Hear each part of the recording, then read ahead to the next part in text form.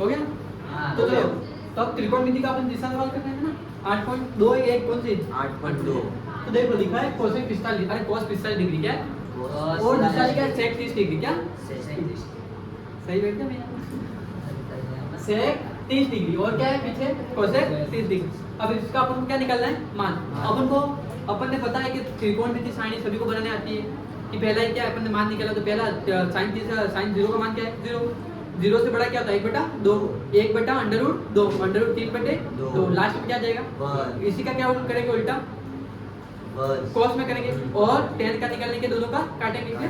तो मान अपन सब जानते हैं मुझे पता है cos 45 का मान क्या होगा बोलो मेरे 1/√2 क्या है 1/√2 1/√2 चलो नीचे बीच में प्लस है ना तो बस अब देखो sec 30 का 2/√3 बीच में कोई स्क्वायर तो है नहीं तो मान लें। अब मुझे बताओ कि कोसेक 30 डिग्री का मान क्या है 2 खाली 2 क्लियर ये लिख दिया मैंने मान।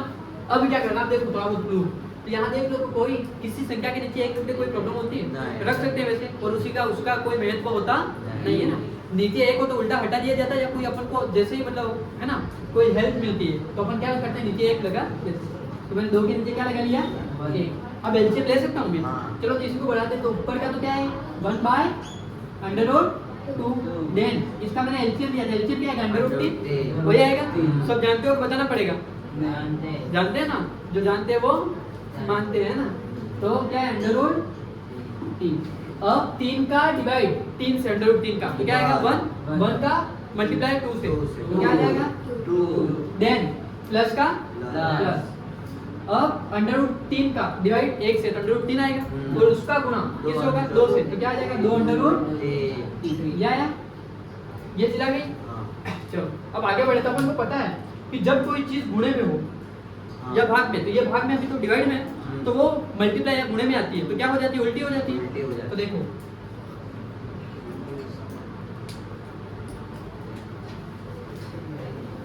अब देखो बोल संख्या 1/√2 इंटू लगेगा क्योंकि डिवाइड हटा है। अब √3 का जाएगा ऊपर और वो जो नीचे है वो क्या है नीचे 2 + √3 ये आ गया। अब फ्रैक्शंस आ गई अपने पास बिंदु निकल गई और जब गुणे की बिंदु हो तो ऊपर वाले का गुणा यानी इसका गुणा इससे और इसका गुणा इससे तो क्या किया मैंने √3 का गुणा 1 से क्या आया √3 क्लियर।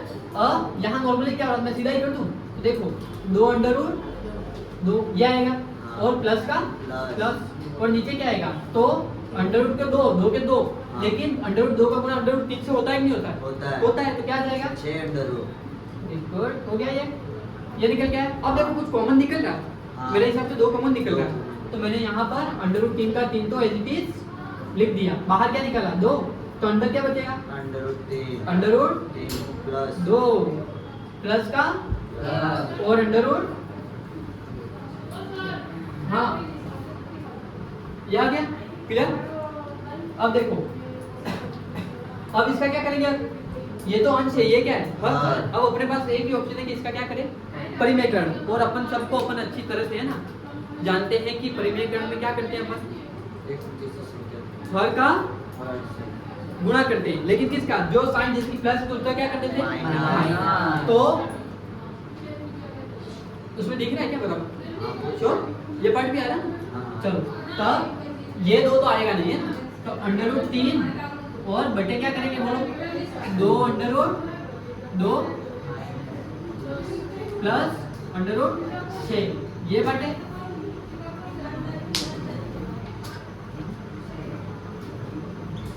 ये लिख दिया मैंने। हर का क्या किया मैंने परिमेयकरण तो यहाँ मैं लिख देता हूँ कि हर का परिमेय करने पर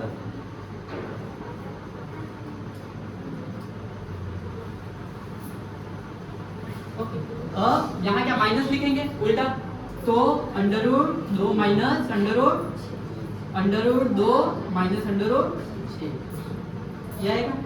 अब क्या करेंगे ऊपर वाले का गुणा ऊपर वाले से तो √2 का गुणा तो होगा तो क्या हो जाएगा यहाँ सीधा 6 हो जाएगा 6 इसका गुणा इससे फिर इसका तो क्या आ जाएगा 18 होगा ना तो √2 के 18 बटे अब देखो यहाँ मैं सीधा ही कर रहा हूँ ना वैसे इसका गुणा हमको अलग करना पड़ता है लेकिन जब संख्या सेम हो तो सीधा ही कर देना ना इतनी माथा पुच्ची करने की जरूरत नहीं है, नहीं लंबा खींचना। अपन को बोर्ड में क्या करना है कि जितना समय हो कम हो उतना कवर करना है। तब देखो बाहर का 2 का तो 2, अब अंदर देख लो 2 का गुणा 2 से 2 नॉर्मली खाली 2 आएगा, अंडर रूट हट जाएगा। प्लस माइनस का गुणा माइनस 6 का गुणा 6 से 6 खाली 6 ओके। अब देखो ऊपर का तो ऊपर अब 6 में से 2 गए तो क्या बचेंगे? 4 पर किसके? माइनस के माइनस के ओके। अब यहाँ से अगर आप आगे बढ़े अपन तो देखो ऊपर का तो आगे क्या आ गया 6 और माइनस के 18 और नीचे क्या आया माइनस के 8 क्लियर हो गया। अब चाहो तो यही फाइनल आंसर है अपना, और अब इसका अभाज्य गुणनखंड करते हो तो इसका कहीं ना कहीं 2 अंडर रूट 3 आएगा और इसका समथिंग 3 अंडर रूट 6 कुछ आ सकता है ओके। बाकी इसको बढ़ा दे अपन तो इसका क्या करेंगे अभाज्य गुणनखंड। इसके लिए मेरे को यहाँ क्लास रोकनी होगी है ना, इसको बंद करो अभी थोड़ी देर। इति सिद्धम